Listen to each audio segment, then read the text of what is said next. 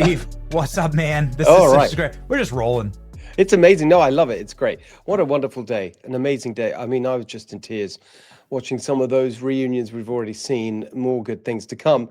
By the way, exactly as you were noting, no homeless zombies wandering around that location. Yeah, what's the deal here, man? Yeah, as you and I saw together last time we were together in LA. Look, a couple of things. First of all, that place is an amazing place, Sharm el Sheikh. I've been there for not meetings as grand as this one, but similar kinds of things. Okay. There is something as the president. He's doing amazing.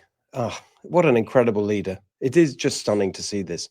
The thing that I'm reflecting on, watching all of this unfold, is the fact that only he and his team, with their business-like attitude to this really proves the point he made all along from the very first moment he came on the scene, which is an outsider who's not steeped in the usual kind of BS of politics and diplomacy and whatever can make progress because it's about getting things done. And there's a particular part of this, a story I just want to tell you, which is, so Jared and Ivanka are good friends of mine. And I saw Jared maybe a couple of years ago, actually now, one time in his office in Florida. And I was telling him a story about a business that I started many years ago back in England called Good Business. And one of the things we got involved in was business alliances that could sort of cross borders that would lead to peace and progress. And I wrote a book about it about maybe 25 years ago now, and it came to the attention of Shimon Peres, who was then the foreign minister of Israel. And we got this amazing, I remember the days, this shows how old I am, we had a fax rattling in our fax machine in our office in London, and it had a strange kind of crest at the top, and it was from Shimon Peres. He said, I'm very interested in your ideas. I saw a newspaper report. If you're ever in Israel, would love to see you. Of course, what an amazing invitation. Went to Israel, met Mr. Peres, and started a real relationship there. And the reason that he reached out was that he, for decades, had believed that the key to peace in the Middle East was business partnerships between Israeli companies and Arab companies and international companies. I remember him telling me a story about a pasta company, Barilla Pasta, and they were growing wheat in the desert and making the pasta. Amazing. Anyway, I was telling Jared this story. He literally got up from the table we're at, went to his bookshelf, and got off the table a book by Shimon Peres. And he said, this was my manual for the Abraham Accords. And it was Peres's book. And it was literally marked up all the way through, post-it notes and little underlinings all the way through by Jared. He said, this is what it was all about, is finding the economic interest. And that's how you get to peace. And so when you see these articles now, there's 25 books that Jared Kushner read that helped it. Well, that was one of them. And it was just an amazing moment. And you see this, and it's the same point. It's people with a business mindset who can get things done, where all the kind of useless diplomats have failed for decades. It's incredible to see. Yes. Okay. So give me the sort of 35,000 foot perspective here, Steve, on what's happening this morning.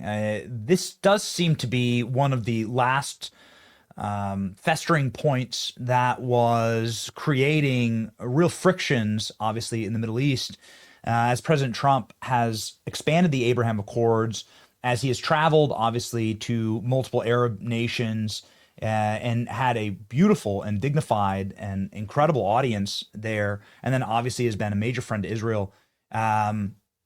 I think you are witnessing the beginnings of a new era here. Is that the way that is that your assessment?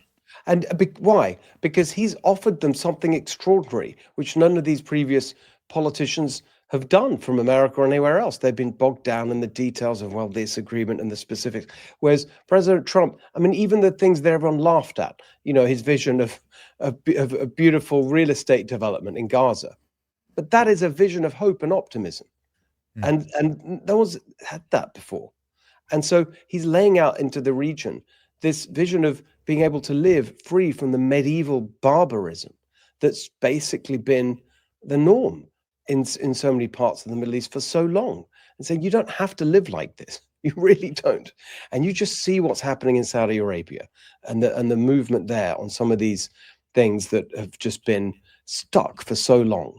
because you've got a leader there that embraces the modern world and wants to move beyond the kind of medieval approach to everything, whether that's the role of women in society, whatever it may be. And I think that energy towards progress and just normality that the president is bringing, and putting out there hope. That's actually what he's offering them. It is hope that you don't have to live the way you've been living.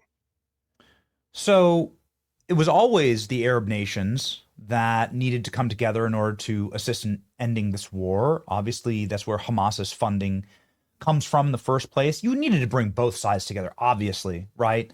But President Trump being able to work with the Arab nations is really the key factor that's changed everything. Exactly. We watched how disgraceful Joe Biden, his do you remember the fist bump?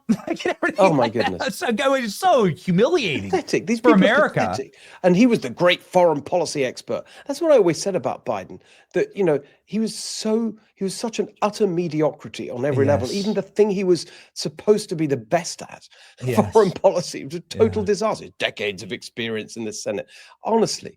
Whereas, and again, I want to give credit to the strategy here with President Trump and his team. Do you remember how mocked he was? The very first international visit in the first Trump presidency, Saudi Arabia, first place he went, and that amazing welcome in the desert and so on. And all the kind of clever people here mocked, oh, can you believe it? He's sucking up to dictators in the desert and blah, blah, blah, blah. This is the product of that. What you're seeing today is the product of all those years of actually having a really thoughtful strategy about how you make things happen, a totally different approach. And again, founded on finding the mutual self-interest. That's called deal making. So it's, to me, such a glorious validation of everything about President Trump and his approach, in a clearer way than almost anything else we can see. I mean, you can add to that his line, peace through strength, repeated over and over. You got to add in there the way he's shown such resolve on, whether that's the very kind of surgical and limited Iran strike on the nuclear bunker, all of these things together. The long-term thinking, focus on business, building relationships, bringing the pariah into the fold. All of that was part of this process, and it's just so wonderful to see it come to fruition. Obviously, look, it's the beginning, and so there's a long way to go. But there's more optimism here than we've seen in, I don't know, half a century. Yes, that's right. You bring everyone together, and everybody wins. And if you have an outsider that actually doesn't have the baggage and the weight of so much corruption, and every Clinton Foundation donor and Joe Biden and every kickback and every bag of cash and all of the subterfuge that they had on his family. I mean, you can see how how this stuff never happens, how nothing ever gets done, because they're all such corrupt bastards. Exactly. You can see why they all have so many vested interests. And they claim that that's Trump, but actually Trump's the opposite, man. He just wants everyone to get rich. Exactly. Yeah. And you can't get rich when you're at war. War is actually what steals all of your wealth. Exactly. And gives us the worst people. Okay, so speaking of the worst people and individuals who have really nothing to offer except for corruption and irrational rage, and I'm not talking about Hamas. I'm talking about Katie Porter. So Katie Porter, and it looks like we have Trump's comments here, but it's just like a really quick top line here, Steve. Yeah. That's not been great in California. Really quickly, what's the state of play now? So I'm just going to be very clear. It's not about one terrible interview. It's about 15 years of terrible policies. And actually the attitude you saw from Katie Porter, they're all like that. The California Democrats, arrogant, entitled, totally resisting any kind of accountability for their monumental failures.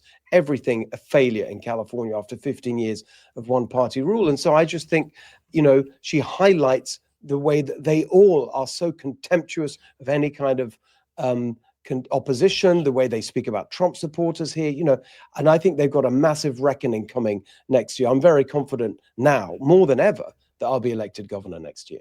We love that. We can't wait to help you out with voter ID as well. Exactly. In California, which we are going to rock and roll. Fantastic. We're going to go to the president here who's speaking live. Steve, thank you so very much. Thank you, man. Great to be with you. Yes. All right. God bless you.